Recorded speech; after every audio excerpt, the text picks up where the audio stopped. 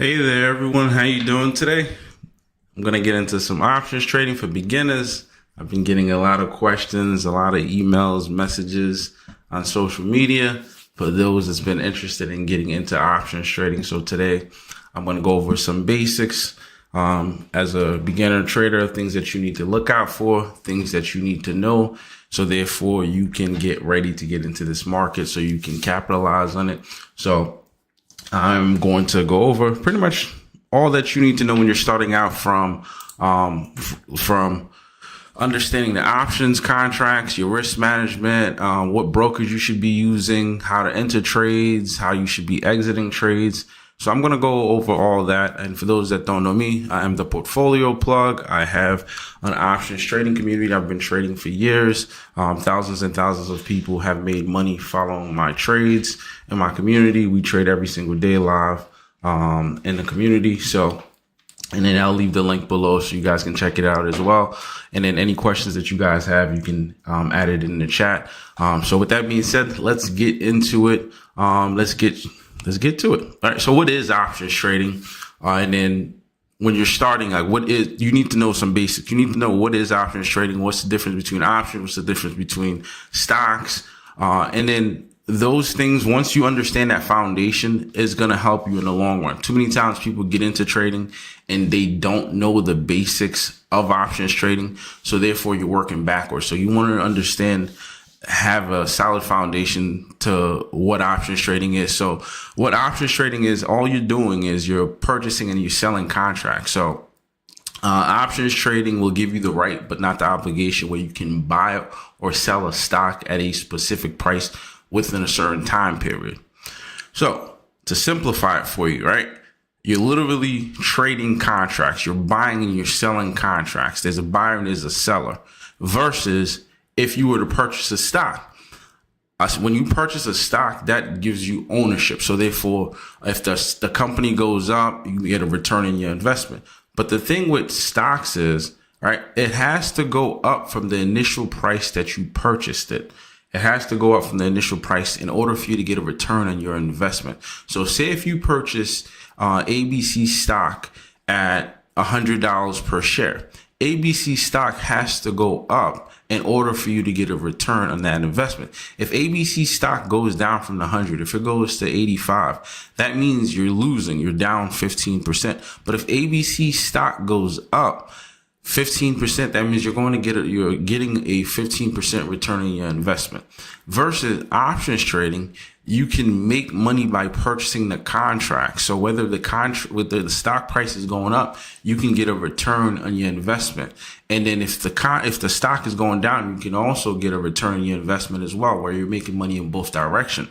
Versus when you purchase a stock, it gives you ownership. But that doesn't mean, given that you have ownership of that company, you have the rights to make certain orders. So like, say if you own Apple, that doesn't mean you can go into an Apple store and start bossing people around and telling them, hey, I need you to do this, you have to do that. No, that simply means that, hey, given that you have ownership of this share, you'll have certain voting rights.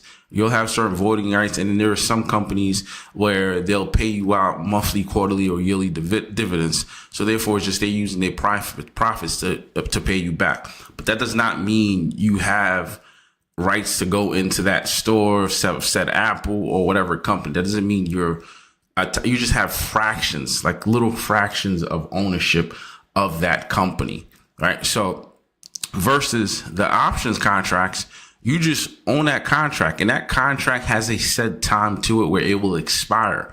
Kind of going back to the definition, where you'll have the right, but not the obligation, where you can buy or sell a stock at a specific price within a certain time period. So every contract will have an expiration date to it.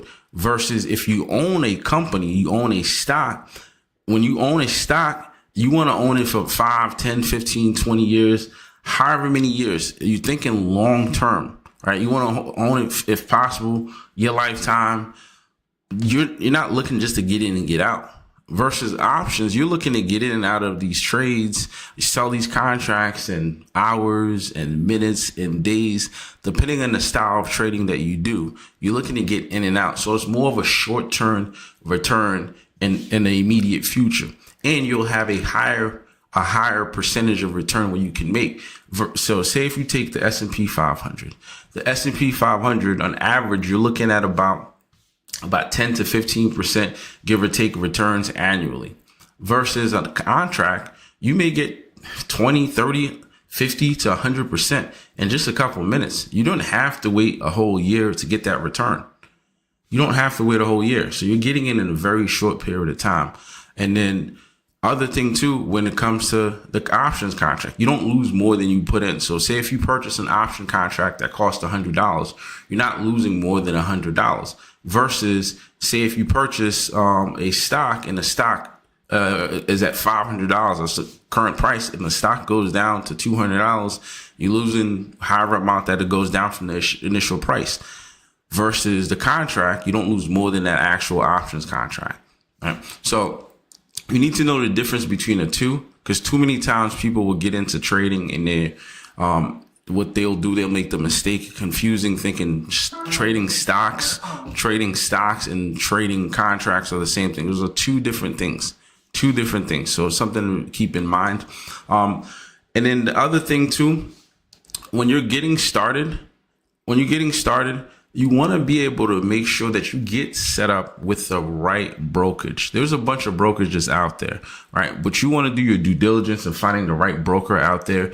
And the way that you do that, you want to see what brokerage offers the best fees, in terms of the setups, charts, which ones do you like the most? Is it user friendly? Like, so you want to look at a bunch of different things. You want to get started, right? And once you get started, if you get started with the right brokerage, that could make or break you.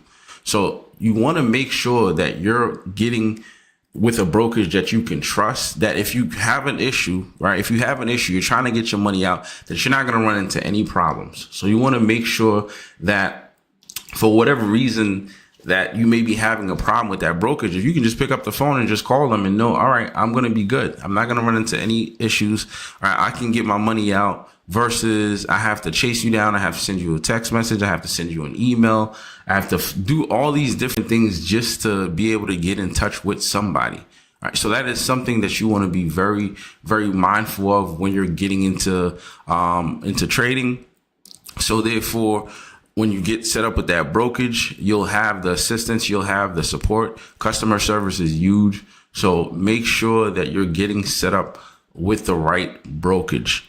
All right. So ask yourself those questions. What are the fees associated with that brokerage?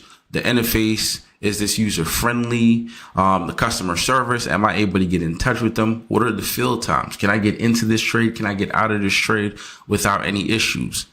You want to look at all of that. And then when there's some brokerage out there, I'm gonna give you a few, right? A few, for example, you have E-Trade, you have Schwab, the Thinkorswim platform, you have Robinhood. So these are some that's out there. So you have to be able to do your due diligence in figuring out which one works best for you. Personally, I use Charles Schwab, the Thinkorswim platform, and I'll show you guys that as well. But that's what I use on a regular, the Thinkorswim platform by Charles Schwab.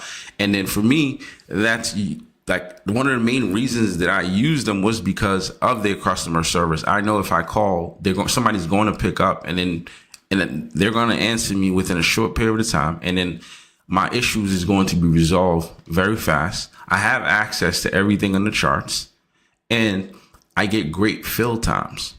And I'll show you guys what that looked like as well. So I'm going to show you. All right, let me show you just so you can see.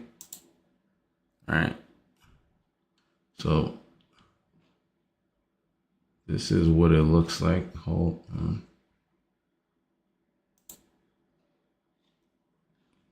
All right, so this is the Thinkorswim platform. Thinkorswim platform. I'm showing you right now. It's after market hours. So charts.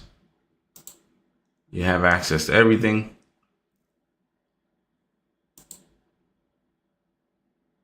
All right, I have certain settings that I have preset. So like, for example, this was SPY. I was breaking down SPY. This was a while ago. I was looking at some key levels. If we break some trend lines, something that I had noticed right here, we had kept bouncing over here. And then we ultimately broke this support in this trend line. All right. So This is one of the reasons that I love the Thinkorswim platform. I'm able to break down the charts. I have everything you can think of. The RSI, the MACD, the volume. As you can see, all the moving averages. So I have access to everything on the Thinkorswim platform. So that is one thing that you want to look at. So versus say if you have a Robinhood, you may not have access to all these different things on Robinhood. Right. Robinhood, you're just on your phone, and then the charts don't look like this. You can't pull up the moving average. You can't get somebody on the phone. You have to send them a email, wait 24 to 48 hours before somebody can get back to you. So those are things that you want to take in consideration. You want to think about when you're looking at getting set up with your brokerage. Other things that you want to look at when you're getting started as well. You want to look at if you look at the charts, right? Because there's some brokerage where they may have good charts, but you won't be able to get in good fill times. They don't show you the option chain. So you want to make sure that the option chain is very easy for you to read and understand. You want to make sure, okay, on the left side, am I seeing the calls? On the right side, am I seeing the puts? Some basic things like that. Versus if you're trying to get into a trade and you don't know how to access the trade, how to put it in the trade, that's going to be a major problem. So make sure you actually understand the option chain. All right. So watch some videos, do some research on how the option chain look like. So therefore, you're not getting stuck when it comes time to get into a trade. Or if you're in a trade, you're trying to get out of that trade, you're unable to get out of that trade. So that's something where you want to be very mindful of. So therefore, you're not putting yourself in a bad situation where you're going to be losing money by simply just not being able to properly get fill times. All right. Share this back up with you. Also, when you're getting set up, you want to make sure that you get set up with options level 2. All right. So one, do your research on the brokerage with all the stuff that I told you. All right. Once you do that, you download the brokerage account you're going with, you apply, you set up your account. You want to make sure that you do options level 2 trading account, which will allow you to buy calls and puts. You need options level 2 capabilities that will allow you to buy calls and puts. So therefore, you're able to get in and out of these trades. And then as a beginner, that's all you want to do when you're starting out. Focus on just keeping it very simple with just that versus making it complicated with trying to do spreads. And you're going to end up losing money fast. That's a complicated process. So make sure you keep it simple by just simply doing calls and puts.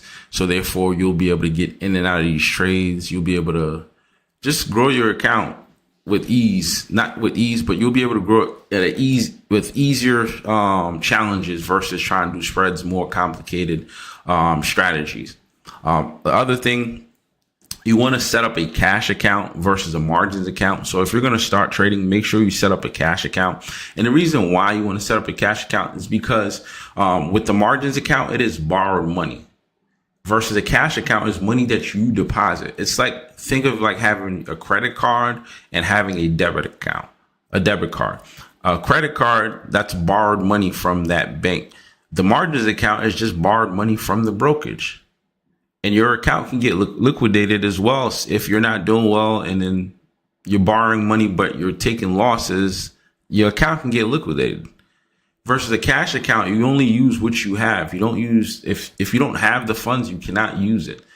Versus the margins account, given that you're using borrowed money, sometimes you can get ahead of yourself where therefore you're thinking, okay, I have the margins, I have more money, I can over leverage in this trade, I can spend more money. Not realizing, no, if you take a loss, you're going to end up owing that brokerage. You're going to end up getting your account liquidated. You're going to end up getting blocked or whatever, however, the brokerage want to take actions versus a cash account. If you have $1,000, that is the $1,000 you'll be trading with. That is the $1,000 you'll be trading with. On a margins account, also, you can't do more than 3 day trades in a 5 business day period. If you do more than 3 day trades in a 5 business day period, your account is going to be suspended. That is pattern trading rules. You're going to be violating that rule. So therefore, your account will be suspended. And some brokerage, I believe, is 90 days, possibly more if you continue to do it. But On a cash account, you don't have to worry about that. So say if you have $1,000 and in that $1,000 you use $600 that you use, you will have $400 left to use for that day. So out of that 1,000, you use 600. Whether you won or you lost, you'll have $400 left to use. You cannot use more than you have, more than available, and you have to wait for the following business day to be able to have it reset to be able to continue trading with more. So that is something to keep in mind. Cash account versus a margins account. And with the cash account, you can get into as many trades as you want, as long as it is within your account balance, as long as you have that available fund, you can get into as many trades as you want. Okay, if you look, I'm going to show you the option chain, right? Just so you can see. So this is SPY, the S&P 500. Also, guys, I greatly appreciate it if you like this as well. Subscribe and then type in your questions below for those that are on this live. So if you look here, these are your options contracts. All right, I'm going to show you. So with the options contracts, if you have $1,000 account, all right, you can get into, just to put things into perspective, this contract right here. All right, this contract right here is 94 cents. That means $94. So if you have $1,000 account, you could get about 10 contracts. It's within that $1,000 range. Not saying go and get 10 contracts and risk 100% of your overall account balance. We're just looking to stay within that $1,000 range. Just use that as an example. But you're not looking to go, hey, I'm going to buy all 10 contracts. If you wanted to, which I would recommend to go 100% on a trade, but you would be able to with that $1,000. And then because you have it available, right, it's debited. So it's coming from your account. Also, like I said, you don't lose more than you put in. So $94, that's 94 cents. That's $94, by the way. And that's because one option contract equals 100 shares. And all you're going to do is just multiply these contracts by 100. That's going to give you a true cost. So if you multiply your contracts by 100, you're going to get your true cost, which is 194 cents times that, $94. That's what you're looking at. All right. So, I'm going to show you. Let's go back.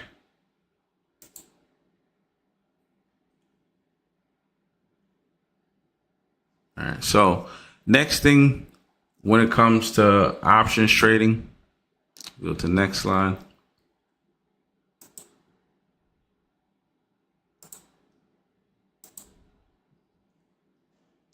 All right, so the next thing that we want to go over is calls, puts, going back to those basics, the things that I was mentioning.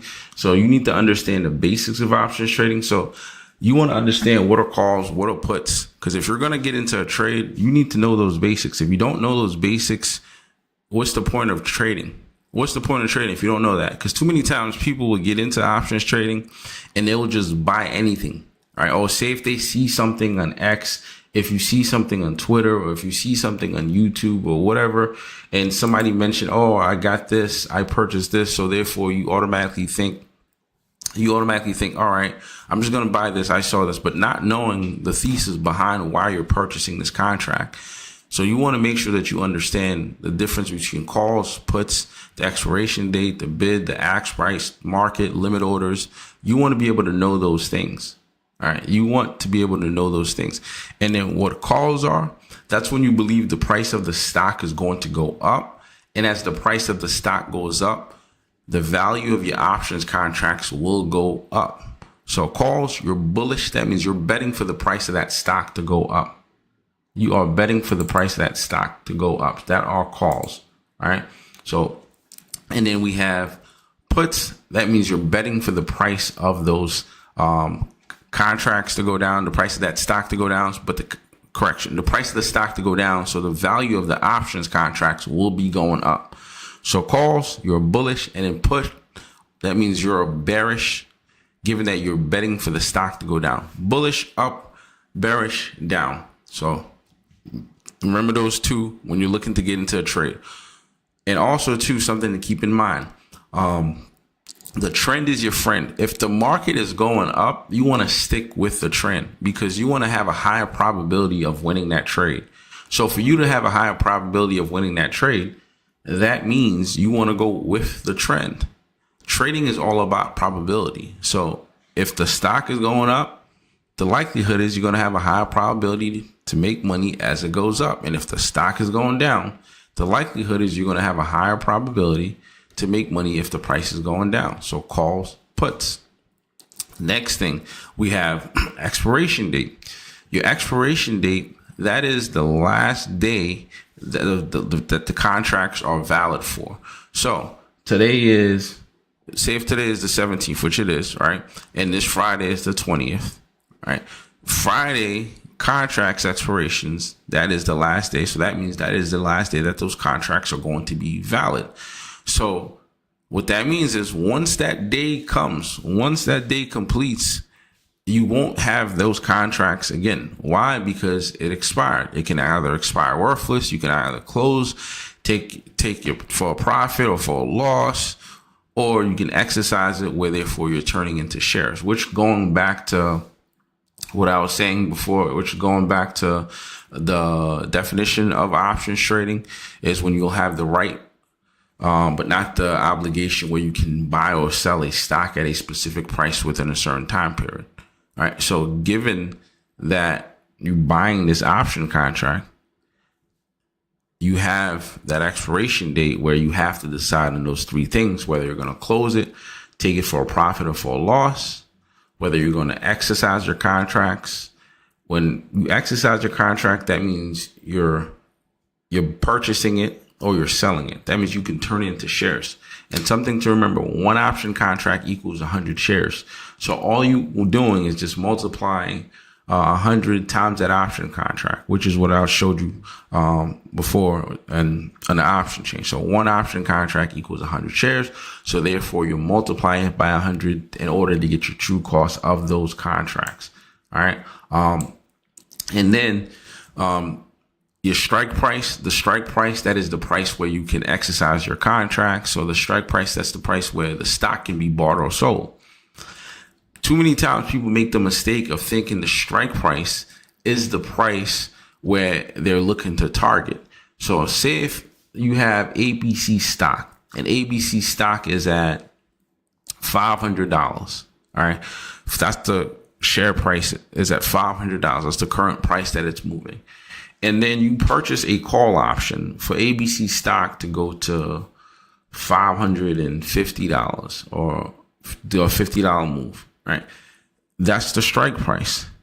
If ABC stock goes up to $510, you're still making a profit with your call. It doesn't have to get to $550.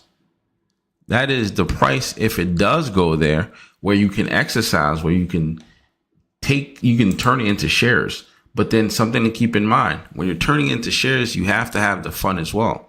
If you don't have the funds, you can't exercise your contracts. So 500 to 550, it does not have to get there. As long as it's going up, you will be making a profit. As long as those options contracts is moving up, you'll be making a profit. And then same thing goes for puts. As that price of those contracts goes down, the value of those options contracts will be going up. So stock price, we're betting for it to go down, right? So at $500 is the strike. $500 is the current share of that stock, right?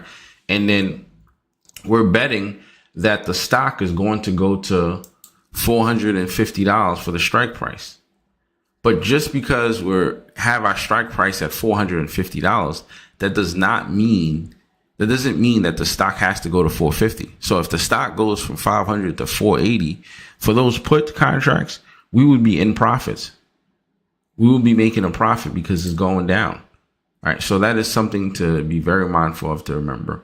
All right. So calls, puts, the strike price, that is just simply the price where the stock can be bought or it can be sold. So we're not looking at the strike price as our target price. Too many times people make that mistake, and that is something you have to remember. You just simply want it to go in your direction. All right. Other thing, bid and ask price. And I'm going to also show you guys what all the contracts look like as well. I'll break it down more. We'll take a look at the option chain. But For your bid price, that's simply just the highest price a buyer is willing to pay for a share. So you have your bid, you have your ask. You're going to see that in your contracts. So you look at the option chain. The bid price is going to be the highest price a buyer is willing to pay for a share. And then your ask price is going to be the lowest price that the seller is willing to accept. So bid, ask, lowest price that the seller is willing to accept. Bid is the highest price that the buyer is willing to pay for a share. All right. So bid and ask price. The difference between the bid and the ask price, those are going to be your spread price. So say if the contract, the ask price is $1 and then the bid price is $95. That's a 5-cent spread difference. 5-cent spread difference. That is your spreads. And the bigger the spreads, that means the less liquidation that's there, the less volume. So you want tighter spreads where they're closer to each other. That means there's more volume, there's more liquidity in the market for that stock. So therefore, you're going to get better contracts. You're going to get a better return on your trade. Other thing, market versus limit orders. So market, that's when you want to get into a trade instantly. All right, you just want to just get into that trade. So whatever the current price of that contract is, that is the price that you would be paying for market price. And then limit order, that is the price where you will get it at that price or better. So say if you want to get into a trade and the contract costs $1.20, that means $120 because we're multiplying it by 100 because one option contract equals 100 shares. So you would get that fill at $1.20 or better. At $1.20 or better. That is a limit order versus market order. Say if the contract is at $1.10 and it drops and you do a market order and you're grinding into calls and it dropped to 95 instantly. That is the price that you would get an automatic fill versus the limit. If you wanted to get in at $1.20, right? It needs to be at that price or better. So say if it goes above that, that means you'd be paying more, which given it's a limit order, you wouldn't get that fill. But say if market, it goes higher, it gets to 130 or 140, that is the price that you would be paying, that instant market order. Versus the limit, you just be waiting for it to fill at that price or better, which will come with a delay because if it doesn't come to that price or come back down to that price, you're not going to get a fill. You would have to cancel and replace your order. Versus a market order, it can go up, it can go down. You're automatically going to get that fill right away. The other thing that you need to consider, right, is day trading and swing trading. If you work a 9 to 5, which many people do, majority of people have 9 to 5 jobs, you may not have as much time to trade. So something that you can do, you can look to swing trade. You can look to trade during high volume hours. So I like to trade within the first hour of the market. That's when you get the most volume, within the first hour to 2 hours. So anywhere from 9:30 till about 11 o'clock, those are the best time because there's the most liquid in the market. There's the most volume. So therefore, you're getting better moves. You're able to get in and out of trades at a lot faster pace. So on average, I'm getting in and out of trades within 5 to 10 minutes. All right, max. If there's choppy or slow conditions, I may be in that trade for about 15, 20 minutes. But on average, I'm in a trade I may be in a trade longer than 30-minute plus. But on average, 5 to 10 minutes, I'm normally in and out of a trade. And that's because high volume, right? And you want to stay around that time. And also you can swing trade as well. That's when you hold the trade for more than one trading session. Versus day trading, you're getting into that trade in the same day and you're looking to get out within that same day. So that means today we're getting into the trade and we're getting out today before the market closes. Versus if we're going to get into the trade for a swing trade, once the market closes, we still have that trade until set expiration. So something to keep in mind. And then for day traders, if you're just looking to get in and out of trades, you don't have as much time. You don't want to sit and watch the market. You want to trade. It's best to trade within the high volume times within that first hour. Those are the best time to trade within that first hour. And also the last hour, 3 to 4 o'clock before the market closes. That's a great time as well. So that's when you want to start trading as well. All right. Other things that you want to consider when you're trading. All right. Volume, and volume. So volume is the amount of contracts that's being traded for the day. That is what volume is the amount of contracts that's being traded for that day versus open interest. Open interest is the amount of contracts that you have open from the beginning. So if we get into a trade and we close that, the current, what's happening today, right, that's your volume, what's being bought and sold, right? And then say if the open interest, think of it this way, right? The amount of contracts that's still available, if whether it's closed, whether it's not closed, whether it hasn't been exercised, whether it hasn't expired, that is what open interest is. All right, that's what's another way you can look at it. Think of the amount of houses today that was purchased, right? Just use that for example. The amount of houses that's being purchased and sold today, that would be your volume versus the amount of houses since somebody listed their houses up versus today. So from the beginning, the amount of houses that's still up that hasn't been closed, that is the open interest, the amount of interest that is there. That means the contracts that haven't been closed, that haven't been exercised. So that means those houses that haven't been closed yet, they're still available. Versus the volume, that means you're closing, you're getting in and out of these trades. It tells you the volume, the current volume for the day. All right. So, and I'm going to show you guys an example of getting in and out of trades. All right. The average time that it normally takes me, just so you can see and get an idea of exactly what I'm talking about. I'm going to share this screen with you guys. Hold on. Let's see. So if you notice the time, all right, so this right here, 9:43, I was in a trade and I was out of this trade by 9:49.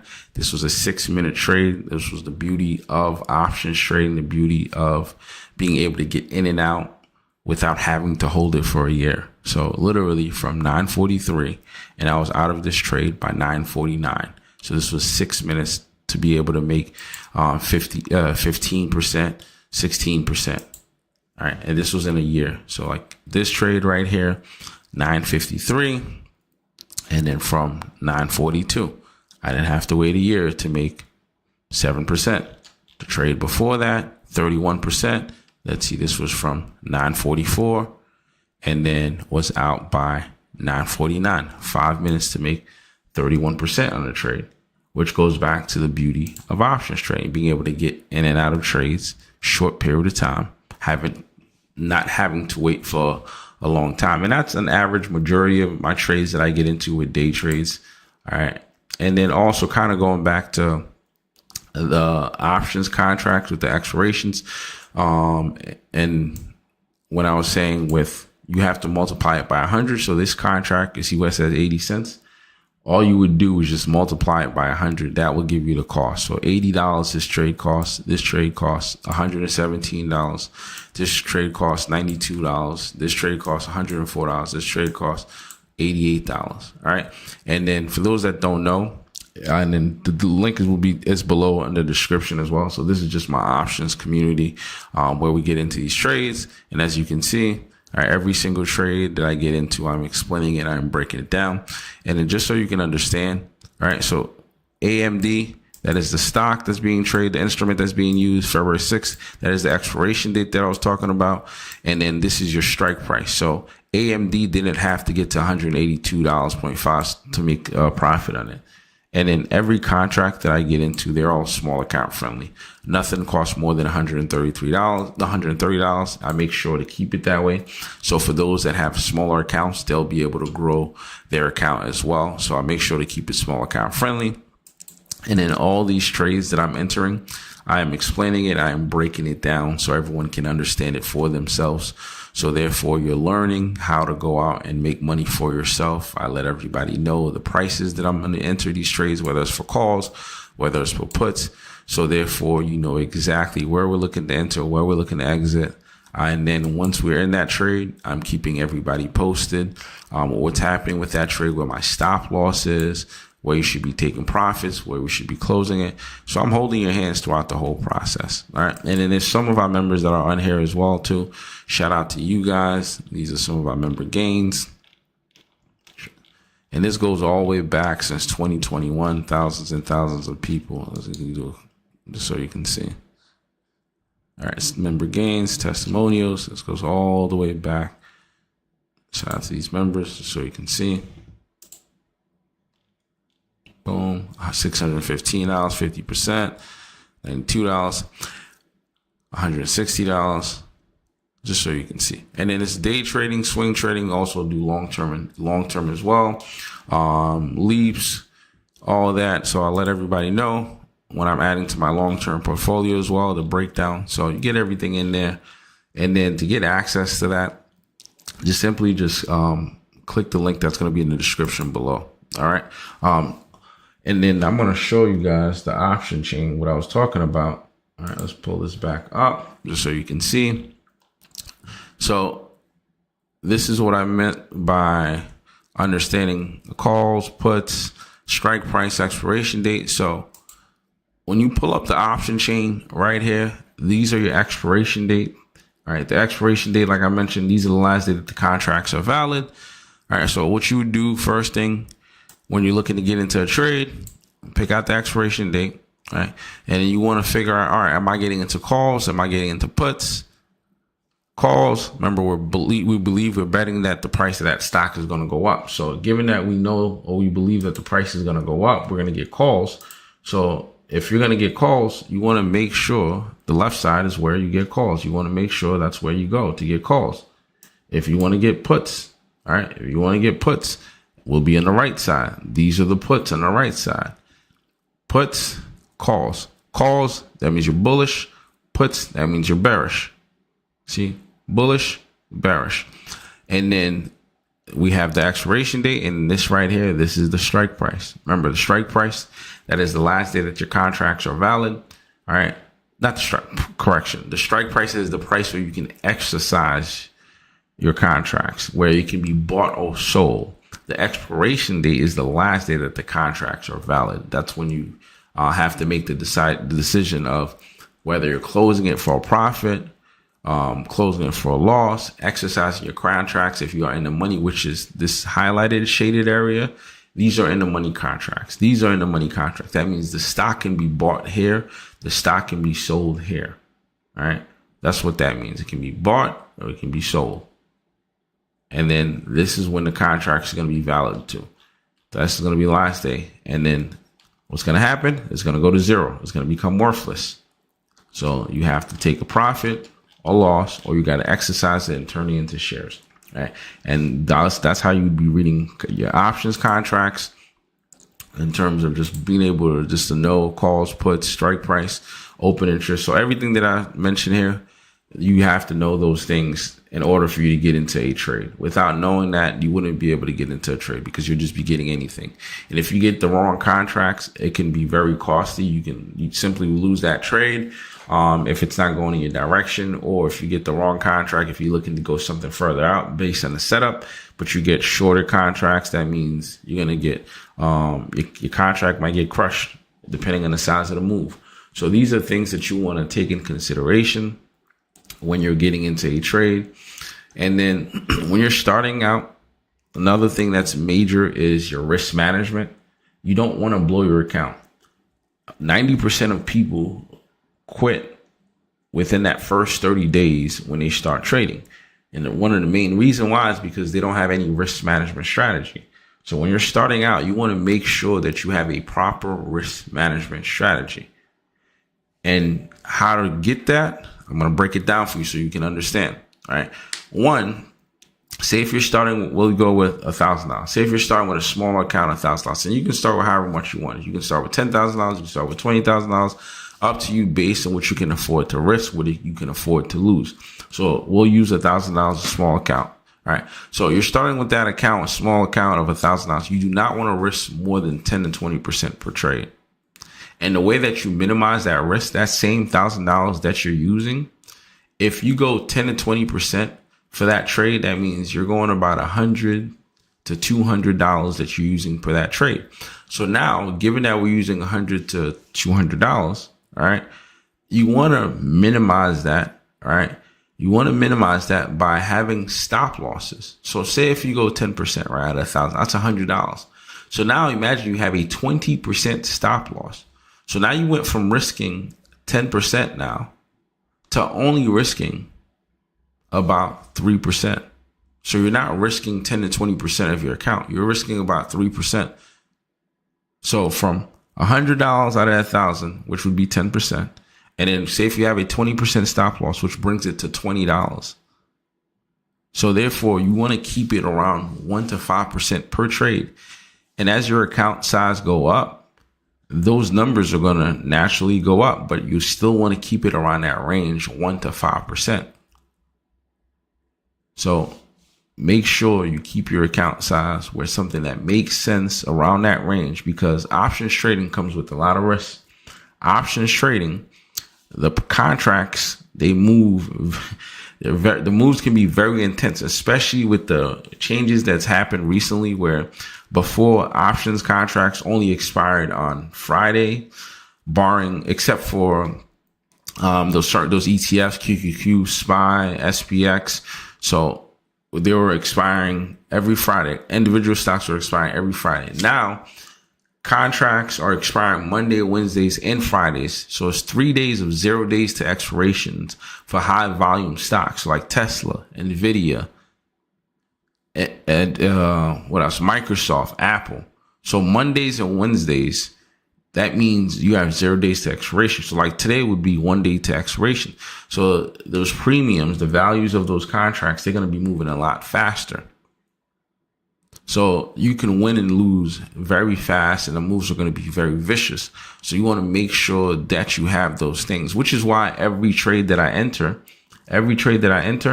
I am giving a breakdown. I let everybody know, hey, this is where my stop loss is at. Because what's going to happen is if you don't have the stop loss, you're going to literally put yourself in a position where you're going to blow your account. And I'm going to show you guys a loss as well, because I know too many times we just hear about the positives. People don't share the negatives. All right. Losses do happen. Like today, I got a loss on AMD. I'm just going to show you guys, right? This loss was 17%. All right. But something that I do every trade, I tell everybody what my stop losses. So automatically, you know, all right, this is where I'm going to be selling it. All right. And this was a 17% loss. And this is a leap. This one was a day trade for Netflix. This was a leap trade that I'm currently in. Leap, that means 1 or 2 years out contracts. So I'm not worried about that. And then every trade, right? Everybody knows, all right, this is where I'll be getting out at. Stop loss, $190.13. Stop loss is here. This is 20%. You see, stop loss. Everybody knew my stop loss. Stop loss was here. This was a win. This one was a win. This was a win. This was a win. This was a win. Winning percentage is over 80%, by the way. Last 12 trades, right? Last 15 trades, just 2 to 3 losses. That's it. So shout out to any of my members. You guys are in here, so you're well aware of it as well too. So shout out to you guys. But yeah, risk management is key. You want to make sure that you have your stop losses. And also another thing too, profit is profit. Too many times people will get into a trade and then they're up a certain amount of percentage and then they want to bag hold.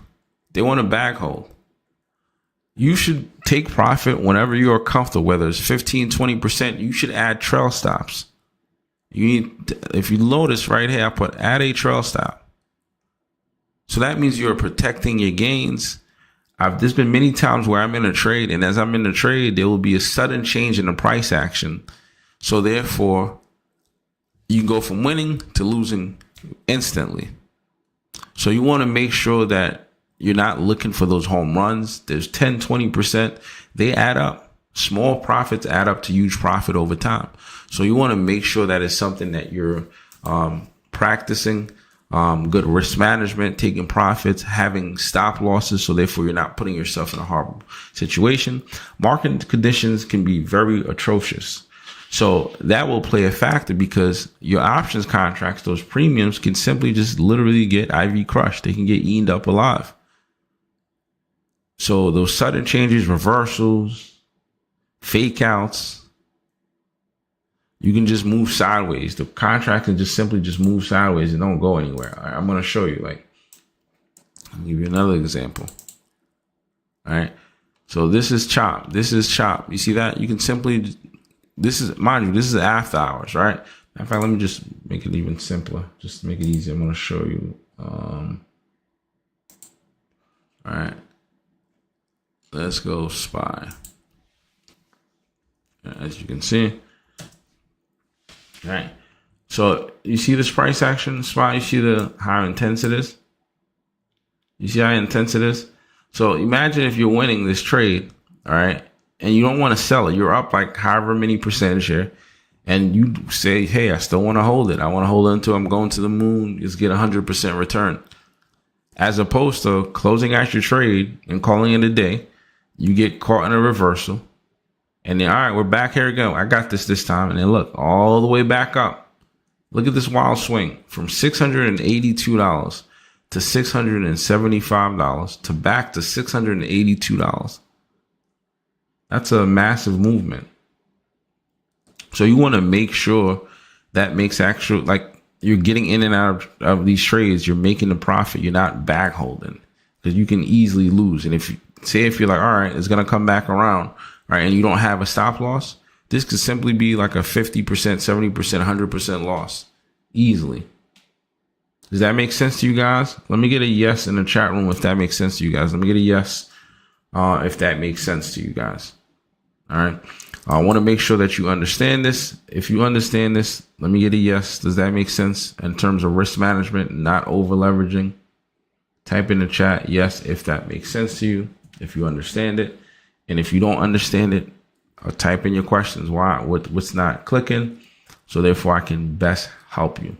And also, for those that are watching, I'll greatly appreciate it if you guys smash this like button, subscribe if you're not subscribed to me already, and then just leave your comments and questions. And then the Discord, which I was showing you, you can get access to that by simply clicking the link that is in my description. You guys will be able to have access to that. All right. So let's get back to it. All right. Other things that you have to consider when you're starting out is a get rich quick mentality, because right now we're in an era of social media, and social media, we're seeing instant rewards where people will post something that they're saying, all right, I made this $10,000. I did this $5,000. Everybody's flashing these big gains. All right. But you're not knowing anything about the losses. You're not knowing anything about all the other stuff that comes along with that. So you're only seeing the profits. So you think automatically once you get into the market, you're going to be making that amount of money as well, which is far from it. People are not showing you the losses that come with it. All right. Just like I just showed you that loss. Granted, there's a winning percentage is still very high, but I'm breaking down the losses. Other people aren't going to show you the losses. So therefore, you're thinking automatically, I'm going to get into this. I'm going to get rich overnight. I'm going to make this amount of money. This is going to happen. When in all actuality, you're just setting yourself up for failure. And then when you don't win the trade, what's going to happen is you're going to try to get that money back. Now you start revenge trading. And then say you take another loss. So it's not enough. Now you're going to start to overtrade to try to make up for that loss. So now your whole risk management strategy just went out the window. You're completely ignoring every risk management strategy that you had in place for yourself. You're going to try to YOLO every trade. Go big or go home. All right. You're going to try to do earnings plays, massive plays. So therefore you're like, I need to flip this account instantly. As opposed to just simply following those rules, sticking to it, thinking long term, not get rich overnight. Because if you simply just do this math, right? If you do this math, say if you make about $20 a day, $20 a day, and there's $20 a day, and there's 252 trading days in a year. Out of the 252 trading days, if you were to make $20, you're looking at about $5,040. Granted, you're not going to win every single trade. There's going to come losses along that way. But even if you win 80%, like with my community, we win 80% of our trades, 80% of the trade. And then we also have stop losses. We're sticking with our risk management strategy. So you have no choice but to be profitable. So over the long haul of a year, you're going to come out with more money versus you trying to get rich, trying to hit 100% every single trade versus taking those base hits, 20% here, 10% here, 15%, 25%, 7%. People will act as if 7% return on an investment in 5 minutes is a bad thing. Like, oh man, I wanted to get 20%. Yeah, everybody want to make a big return, but don't try to chase it. Be more appreciative of those small gains because the market is very ruthless. The market is designed to take your money. So you have to understand how to protect your money and think long term. Begin with the end goal in mind. If not, you're going to be over trading. You're going to have FOMO, fear of missing out. You're going to be chasing green candles, chasing red candles. You're going to start to panic sell because now you've over traded. You've blown your risk management. You're going to be blowing your account. So all those things are going to play a role where now you're in a bad situation. You're in a bad situation. So remember those simple things. Think long term, not get rich quick. And then that will prolong your trading career where you won't fall into that paradigm of people quitting, 90% quitting within that first 30 days because they've blown their account. You don't want to blow your account. You want your account to continue to grow over time. So those small wins, even if you make $100 a day, $100 a day, that's about $25,200 in a year. In a 252 trading days, 25,000. And I would say for just 80% or 85% you're winning those trades, right? And losses come, that's still a high percentage that you're taking home. So remember, little by little over time, you're going to be good. All right. Start small. You want to start small. Right. If you're starting trading, no need to start with $100,000 account. Granted, yes, you have it. You can, you can just do it or whatever, or $10,000 or $5,000, however much it is. Remember, it is okay to start small. It is easier to make a mistake in a smaller account until you get the hang of it before you start trying to go big. Right. Learn those little fundamentals. Educate yourself. Just like I'm on here giving you game, or just like I'm on in my community breaking down trades, giving everybody game. Learn it, because once you learn it, this is a skill. This is a skill that you can apply wherever that you are. You don't have to be specifically in one place. You can be in a different state. You can be in a different house. As long as you have a computer, as long as you have a phone, you can trade from anywhere. You can trade from anywhere. Like I travel with my laptop, I go wherever I want to go, I go with my laptop and I'm trading. As long as I have my laptop and my phone, I'm good. All right. So start small, be disciplined to it. Don't try to get rich overnight. Learn about risk management and stick to those risk management principles and rules. Master it. Don't try a million different strategies. That's another mistake I see people do all the time. They're trying all these different strategies as opposed to just sticking to one strategy that they're great at. If you're great at one thing, master it. Continue to be great at it. And then you can apply something else to become better. But when you try 10 different strategies, you're going to set yourself up for failure. Be great at one thing before you add something else to it. Once you get great at that, that's when you want to start. Because the market is hard. It's tough as hell. So make sure that you become consistent. Make sure that you stay the course and not trying to keep changing and flip-flopping this, that, and a third. And then you're going to end up setting yourself up for failure. All right. So with that being said, any questions that you guys have, leave it in the comment section for me. Leave your questions in the comment section. And then I will try my best to get back to everyone. So any questions, anything that you didn't understand, that you feel like that I missed out on, I plan on doing more webinars. So just make sure that you leave it there. I'll get back to you. And then the next webinars that I do, I will try to do these webinars to answer the most commonly asked questions, any questions that you may have. Also, I greatly appreciate it if you guys subscribe to my channel, like this, share this, put that notification bell on. I would greatly appreciate it from you guys. And then I look forward to helping you guys. And also don't forget, the link is in not the bio, is in the description below to get access to my options community. It is free to join. You can, which I just showed you as well. You can get access to it and you can get a breakdown of every trade that I get into, why I enter the trades, whether we win a trade, whether we lose a trade. You will learn what to do, what not to do. And then we win a lot more than we lose. Winning percentage is 80%. And you're also getting educated, right? So with that being said, guys, I thank you for your time. I thank you for those that ask questions. Oh, I just saw one. Sorry, I missed it. What 3 long-term stocks would you recommend for a beginner? So if you're a great question, P Dutch 516, great question. Shout out to you. And any other members that's on here asking questions and likes and subscribers, shout out to you guys. Appreciate you guys for your time. So starting out, what you want to do, you want to build a solid foundation of having some good index funds, some ETFs. And the reason why, because you just want to set yourself up by not just going straight into an individual stock where people make that mistake of, all right, I'm going to try to go big, go home. No, build a solid foundation, have an ETF there. So regardless of where the market goes, all right, you will be set. So get the S&P 500.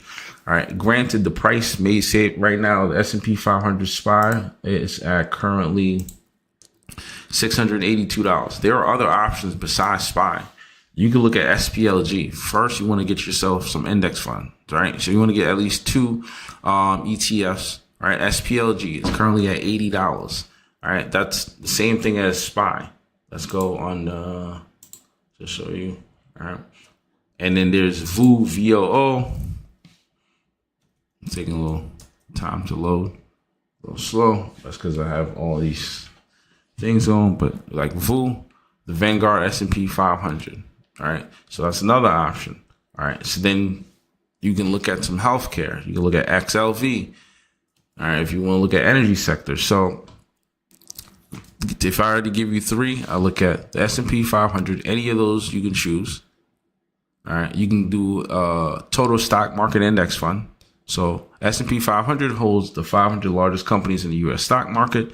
So VOO, SPLG, SPY-G, you can look at those, SPY, and then other stock. Take 2 of those index funds, then look at XLV. That's for healthcares.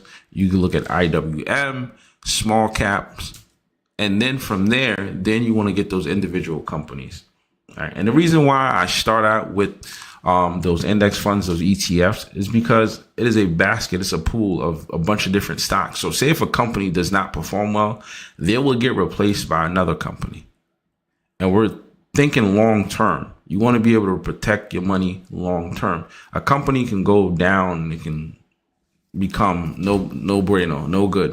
All right. But if you have an ETF, an index fund, you know historically, right, if that company goes bad, they're going to replace it with another good company. So you're going to be set regardless. So don't just start with a company based on hype or that you think is great, and then you end up losing your money. So you want to look at something long term. You know you're going to get a return on your investment, which is why I say SPY. Because if you look at the S&P 500 over the long haul, you're always going to get a return on your investment. All right. Because if you look, all right, look at the duration. You see that? We're just looking at the past 20 years. You see how we're going up? You see going up? Go up, up. You see that? So I know I'm going to get a return on my investment with the S&P 500. I know that automatically. Right, so index funds, ETFs, that's what you want to start out with when you're starting and your investing journey. Think long term and then apply that same with options trading. Think long term. All right. So great question. Again, thank you guys for your time. I look forward to the next webinar. Make sure you leave your questions in the comment section. Make sure you share this and make sure you hit that subscribe button. So thank you again. Have a great rest of your day.